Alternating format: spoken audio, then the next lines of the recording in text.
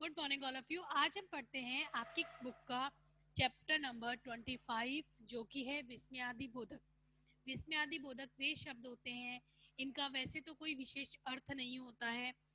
ये वे शब्द होते हैं जो हमारे मन में जो आवेग आते हैं उनसे उत्पन्न होते हैं। अर्थात कि कहने का तात्पर्य है कि जब हम किसी वस्तु चीज या किसी को देखते सुनते हैं और हमारे मन से अचानक से मुंह से अचानक से कोई शब्द निकल जाए, वो विस्मयादि बोधक शब्द कहलाते हैं। परिभाषा जिसकी की हम कह सकते हैं, जो शब्द हर्ष, शोक, भय, घृणा तथा विस्मय आदि भावों का बोध कराते हैं उन्हें विस्मयादि बोधक अवयव कहते हैं।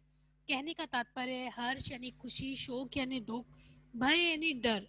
इन घृणा, विस्मय एकदम से देख के चौंक जाना, विस्मय यानी इन सब चीजों का जब बोध कराया जाता है तो वो विस्मयादि बोधक शब्द कहलाते हैं। वैसे देखा जाए तो विस्मयादि बोधक शब्द जो होते हैं उनका कोई विशेष अर्थ नहीं होता है, वो अपने आप हमारे मुख से स्थिति और परिस्थिति को देखकर निकलते हैं।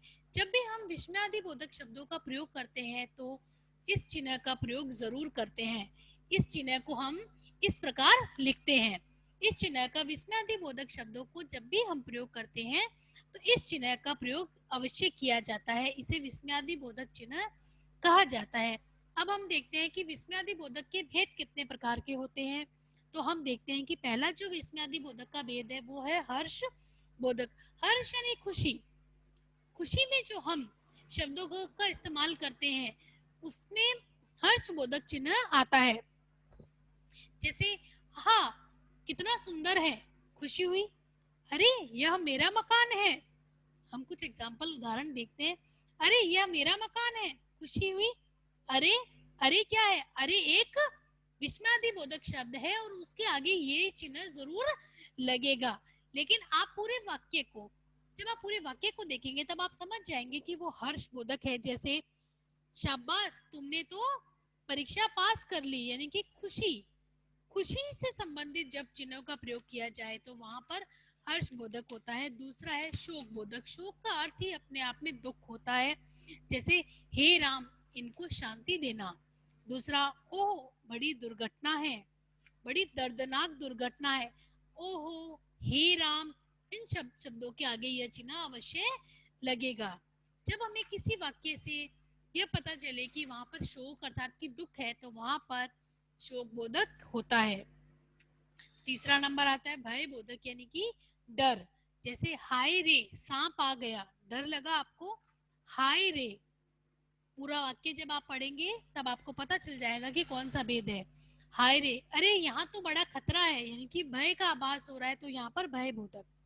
तीसरा है घृणा, इसका इसको स्वीकार बोधक। स्वीकार बोधक में आप देखेंगे हाँ हाँ, किन शब्दों का प्रयोग होता है। हाँ हाँ मैं कर लूंगा, अच्छा ठीक है हम कर लेंगे, अच्छा जी मैं खा लूंगा, अच्छा मैं खाना खा लूंगा, हाँ जी मैं खाना खा लूंगी। तो वहां पर स्वीकार बोधक होते हैं। उसके बाद होता है संबोधन। संबोधन यानी किसी को बुलाना।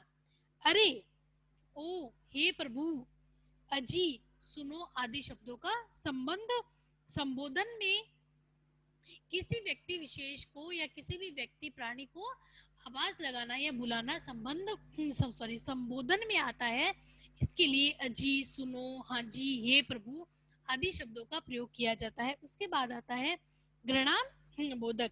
छी कितनी मक्खियां हैं। घृणा यानी किसी चीज से हमें इरिटेशन होना, गंदगी से और गंदी जगहों से। छी, कितनी गंदी जगह है, मैं यहाँ नहीं रह सकती। ओह कितनी मक्खियां हैं। अरे कितना कीचड़ पड़ा है, छी, छी कितना कीचड़ पड़ा है। तो ये सारे घृणा बोधक होंगे। विस्मयादि बोधक, विस्मय यानी एकदम आश्चर्य होना किसी चीज के लिए। अरे इतनी ऊंची इमारत। विस्मय यानी कि आश्चर्य होना, विस्मय यानी आश्चर्य होना, हमें किसी चीज को देखकर या सुनकर आश्चर्य। अरे सोनालिका गाना भी गाती है। कहने का तात्पर्य है कि सोनालिका शायद डांस भी करती होगी तो वो कहता है, या फिर पढ़ाई में बहुत अव्वल होगी तो वो कहता है अरे सोनालिका गाना भी गाती है। अर्थात कि विस्मय यानी कि आश्चर्य हो रहा है, शायद उस बच्ची में पहले से कोई और खूबी होगी।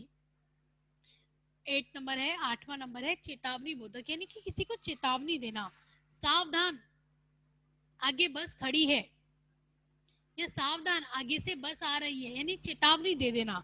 खबरदार हाथ लगाया तो, या खबरदार एक भी शब्द का गलत इस्तेमाल किया तो उसको पहले से चेतावनी देना। बच्चों, पीछे गंदगी है। बच्चों, तुम्हारी अर्धवार्षिक परीक्षा आ रही है, पढ़ लो। ये सारे फिर है आशीर्वाद बोधक, यानी किसी को आशीर्वाद देना। जियो, खुश रहो, चिरंजीवी रहो, सुखी रहो, ये सारे शब्द आते हैं आशीर्वाद बोधक में। इसके अलावा संज्ञा, सर्वनाम, विशेषण, क्रिया आदि का विस्मयादि बोधक रूप में कभी कभी संज्ञा, सर्वनाम, विशेषण, क्रिया और वाक्य के अंश में विस्मयादि के रूप में प्रयोग किया जाता है। अब हम कह सकते हैं, आपको सबको अच्छे से पता चल गया होगा कि विस्मयादि बोधक होता क्या है। हर्ष यानी खुशी, शोक यानी जो दुख में शब्दों का इस्तेमाल हो, जैसे मैंने आपको सबका एग्जाम्पल बताया। आपको ध्यान रखने वाली ये बात है कि जब भी आप किसी भी विस्मयादि के भेद का अगर आपको पता करना हो तो उस पूरे वाक्य को पढ़े। सिर्फ आगे वाला विस्मयादि बोधक शब्द तो है ही महत्वपूर्ण, लेकिन पूरे वाक्य को पढ़ने से हमें यह पता चल जाएगा कि वो विस्मयादि बोधक का कौन सा भेद है। ओके बेटा।